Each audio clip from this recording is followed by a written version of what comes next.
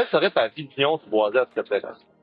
Mais la vision, c'est que, ultimement, ça serait complètement protégé. OK. Je crois que c'est le dernier boisé important à Sherbrooke. C'est une boisée qui a, je crois, corrigez-moi, là, mais je crois qu'il y a des arbres qui ont 100 ans et plus dans cette boisée.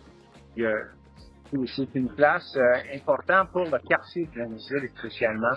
Ça divise un peu le Sherbrooke, puis notre village est entouré de la forêt.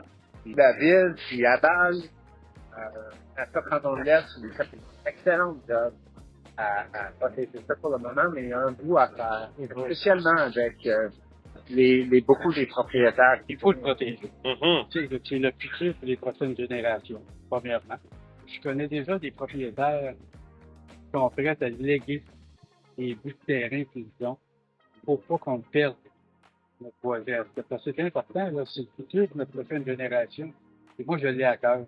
C'est sûr que je veux que le boisé à Scott Lennox développe une vocation. Cependant, je trouve important de travailler avec les acteurs locaux pour justement déterminer puis planifier cette vocation-là là, à court, moyen et surtout dans le long terme. Puis c'est une vision de ville que je veux amener à Lennoxville aussi, que vraiment prendre la voie citoyenne puis ensuite amener ça à l'hôtel de ville. Donc, pour la valorisation du boisé à Scott Lennox, c'est dans cette même lignée-là, ce même exercice-là que je veux le faire, de vraiment avoir plein de gens assis autour de la table, qu'on mette l'intelligence collective ensemble, qu'on monte un meilleur projet. C'est un peu compliqué pour moi parce que je suis entre les deux. J'admire beaucoup le travail que vous faites, mais j'ai plusieurs commentaires des propriétaires qui se sont abandonnés un peu. OK. Et je trouve ça déchirant. Mais comme, oui, je suis pour la conservation et protection, mais si les propriétaires peuvent inclure plus. Là, juste un meilleur infrastructure, c'est que, tu sais, il y a des gens qui habitent là, qui vont là-bas plus que moi. Tu sais, ils prennent des passages chez là, tu sais, assez non chrétiennes. OK, ouais. Puis, dans le fond, si c'est le cas, j'aimerais que mes citoyens soient en sécurité, qui prennent les boisés, en sachant où aller, en respectant bien sûr aussi l'environnement et travailler avec l'environnement et non contre, bonifier l'infrastructure qui existe déjà pour une amélioration de taxation, de interaction avec le boisé et tout ça. Puis maintenant, on voulait savoir quels seraient vos engagements forts si vous êtes élu là, que vous serez prêt à prendre pour le boisé à Scott Lennox. Moi, je suis prêt à tout. C'est parce que je crois que ça changerait tellement le caractère et le charme de Lennoxville. Lennoxville, c'est la seule place à Sherbrooke. On n'est pas meilleur, mais c'est la seule place à Sherbrooke où on a un petit village, tout un nucléus village qui était complètement indépendant avant la fusion. On fait partie de Sherbrooke, il n'y a pas aucun souci là-dessus. On est tout pareil, mais vraiment, c'est une place qui pourrait être détruite si le développement, comme on voit à des places, je mentionnerai pas place en particulier, mais si des maisons commencent à juste détruire la forêt jusqu'à Lennoxville, ça va tout changer pour les citoyens. Je vais faire tout ce qui est possible pour m'assurer qu'on ne perde pas ce qu'on a comme c'est là. Mais il va falloir continuer, comme je vous ai dit, avec Nature Canton de l'Est, les propriétaires qui ont des terrains, pour les impliquer, pour vraiment les informer, parce qu'il y en a qui ne savent pas trop à quel endroit cogner. Et moi, je vous dis, le 2 novembre prochain, j'espère être élu. Et les gens qui vont venir me rencontrer à l'hôtel de ville, à l'hôtel de ville de Lennoxville, je vais les guider à un bon endroit pour s'assurer qu'ils embarquent vraiment avec nous autres et qu'on ne perde pas qu'est-ce qu'on a actuellement, le boisé à tout. Moi, je suis avec Action Sherbrooke. On a monté notre plateforme de ville. Chaque arrondissement a monté une plateforme sur mesure selon les besoins de l'arrondissement. Puis, trouver une vocation au boisé à Scott Lennox, c'est dans ma plateforme. Donc, c'est vraiment un engagement fort et sincère que je veux mener à terme. Encore là, en travaillant avec les acteurs locaux, que ce soit avec Laval, avec Nature Canton de l'Est aussi. Mais je veux vraiment sensibiliser puis intéresser les gens et les citoyens et citoyennes de Lennoxville à leur portion du boisé à Scott Lennox. Donc, tout ce que je peux faire, c'est de supporter les deux bords et essayer de faire protéger plus parce que je sais aussi qu'il n'y a pas beaucoup de place à Lennoxville de construire beaucoup d'autres maisons juste à cause de la station d'épuration de l'eau.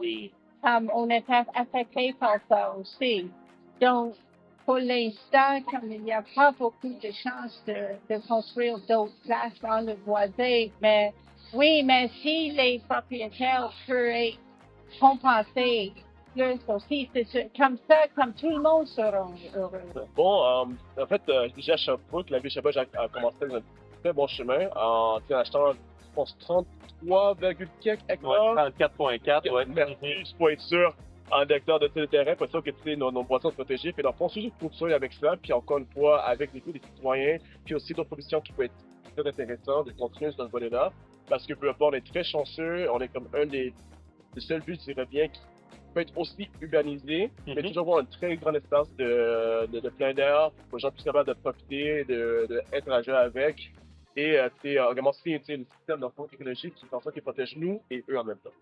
Il y a un gros enjeu de, justement, logement abordable, puis protection de la nature à Sherbrooke, là. Comment on pourrait faire pour concilier les deux avec une vision en arrière-plan, là, de cette belle forêt urbaine que nous avons, là, au Boisé de Scotlandnock? Il faut être réaliste. Peut-être qu'il y a des places qui vont finir les rues, qui vont faire ça, mais pas laisser le développement, faire les développements à tout couper pour changer le forêt. Écoute, il y a une jeune fille ici. Ben, il y a beaucoup de questions pour avoir des maisons pour les gens. Puis, il y a plein de façons d'avoir des appartements et des gens. Puis, il y a plein de places encore à Sherbrooke pour faire du développement sain et bien pensé. On est intelligent. Oui. Les gens ici à Sherbrooke, on peut discuter, on peut avoir une façon de développer sans détruire. Ben, premièrement, ça serait tout à fait de savoir, avec le boisé à Scotlandnock et la ville de Sherbrooke, la direction, comment que vous voyez ça, parce qu'il faut les impliquer, la ville, on n'a pas le choix. Vous savez, en bon français, on ne peut pas arriver là encore voir, il faut décider qu'on fait ça. C'est de former un bon comité avec les gens de la ville, les gens du boisé, basket, et puis de regarder ce qu'on peut faire. Il y a sûrement un compromis qu'on peut faire. Moi, je vous dirais, c'est sûr que pour tout ce qui est développement en habitation, au Québec, donc nécessairement à Sherbrooke, là, il y a une crise du logement sans précédent. On a la chance d'avoir Guillaume Brien à la tête de Sherbrooke, qui est vraiment un expert en matière d'habitation. Je pense que Guillaume va être dans une meilleure position que moi pour vous donner des réponses concrètes, étant donné que c'est vraiment dans son champ d'expertise. On commence à entendre parler aussi là, de l'association des propriétaires, parce que Boisé à Scotlandnock, c'est des centaines de propriétaires privés. Donc, je pense qu'il va y avoir une discussion importante à avoir justement autour d'une même table avec les acteurs comme vous qui veulent protéger et valoriser le boisé, mais aussi entendre que les propriétaires qui ont droit de propriété aussi, ce qu'eux voient dans le futur pour leur terrain, mais aussi pour le boisé dans son ensemble.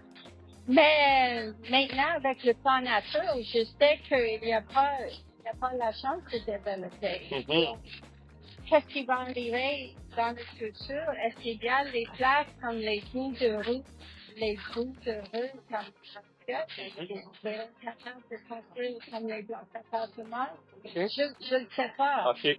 Fait que dans le fond, est-ce que avec le plan d'urbanisme aussi que la ville est en train de reconstruire, vous voyez ça de quel œil, ce plan d'urbanisme-là? Est-ce qu'on est capable de bien définir notre équilibre entre développement et protection de la nature? Oui, c'est ça le but. C'est vraiment, surtout si on a des décisions universitaires comme l'Université de Sherbrooke, l'Université de Bishops, où l'on peut faire des sondages, faire des études, faire en sorte que qu'est-ce qu'on fait comme accusation. Ce que tu vas faire dans le fond comme projet pour faire acquisition. Acquisition. Dans le fond, qu'est-ce qu'on fait en sorte quel endroit qui ça peut être un bon endroit. Donc encore une fois, on construit à l'avant et pas rester trop en arrière, mais également aussi assez sensible à comment on peut lancer des projets. Fait que si par exemple il y a un lot qui dit c'est quoi, celui-là c'est un endroit assez propice pour le logement social, ou bien XYZ, on fera.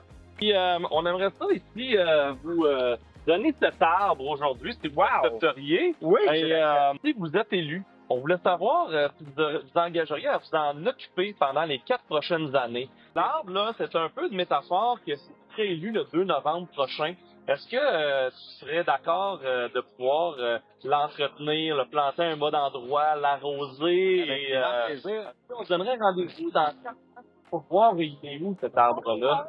Puis, on sait que vous allez être très occupé de ces buts. Il y a un peu une symbolique qu'on avait proposé de s'arrêter avec pendant votre mandat de 4 ans pour faire un arrimage avec notre organisation, puis vous autres, les représentants politiques. Vous ne connaissez pas, mais je suis paysagiste et un maniaque de fleurs et d'arbres. Je Donc, comprends. je trouverais une belle place C'est une pour belle ça, place puis pour le oui, faire bien on va grandir. prendre soin. OK. Si on est deux à s'en occuper, c'est encore mieux. Parce que moi, je vous avoue, j'aime les arbres. OK. Avant de commencer ma campagne, je viens prendre ma retraite à l'Université de Chypre. OK. C'est moi qui gérais le club de golf de l'Énergie. Fait que les arbres, on en a. Je dirais que c'est déjà quelque chose que j'avais en tête en me lançant en politique. En étant élu, c'est quelque chose que je voudrais faire. Moi, d'en planter un avec ma fille, mais aussi inviter des citoyennes à faire pareil. Planter un arbre en début de carrière politique, ça permet de justement d'en prendre soin, de le voir évoluer, puis quand ces années-là vont être derrière moi, ben, de voir cet arbre-là. Et on se retrouverait autour de ce même arbre 4 ans plus tard pour voir comment les choses se déroulent. Ah, bonne idée. C'est pas l'idée? Ça va me faire plaisir de vous le redonner lors de si vous êtes élu le 2 novembre. On s'engage, nous autres, à prendre soin avec toi de cette belle arbre-là, qui est une belle métaphore pour la protection des milieux naturels de Sherbrooke. Absolument. C'est sûr? C'est bon. Ben, merci beaucoup pour ton temps. Merci. Et on te souhaite une belle campagne électorale. C'est bon. Thank you, everybody. Bye bye.